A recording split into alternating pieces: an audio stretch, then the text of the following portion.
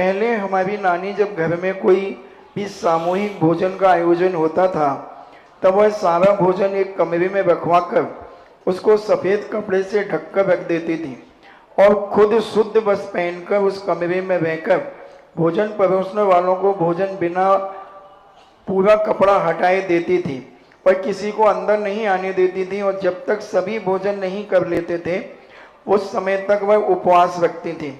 सबसे बाद में भोजन करती थी और कितने भी लोग कितना भी भोजन कर लें कभी कोई कमी नहीं आती थी और भोजन बहुत ही स्वादिष्ट बनता था। इसका क्या प्रभाव था, क्या कारण था महाराज जी? ये तंत्र विद्या के अंतर्गत आता है।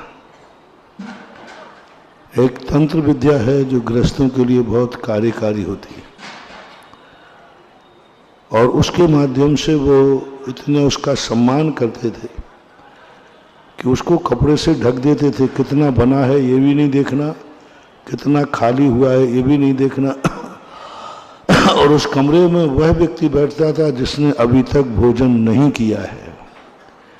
यानी वो भोजन भिखारियों के लिए नहीं बन रहा था, वो भोजन मेहमानों के लिए बन रहा था।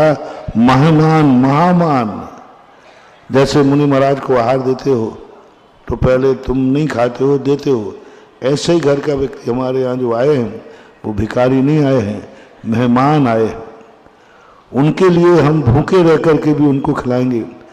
यह जो सम्मान की बात होती थी इसी से सिद्धि होती है। जिन घरों में सबको भोजन कराने के बाद भोजन करती हैं महिलाएं, उस घर में अन्नपूर्णा की सिद्धि होती है। द्रौपदी को वैष्णव दर्शन में यही तो सिद्धि थी। उसका एक ही नियम था, सबको भोजन कराने के बाद भोजन करेगी।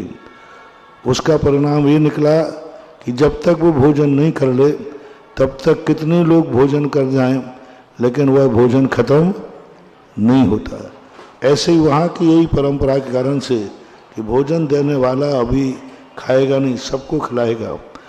उसी का परिणाम है कि इस प्रकार की सिद्धियों की घटनाएं सुनी जाती हैं कि 1000 का भोजन बना 2000 खा गए। और आजकल तो सब शुद्ध अशुद्ध सब हो गया। अब तो कैटर्सों का ज़माना है, सबसे पहले खा पी करके ही फिर परोसेंगे। तो अब ये परंपरा है चल रही।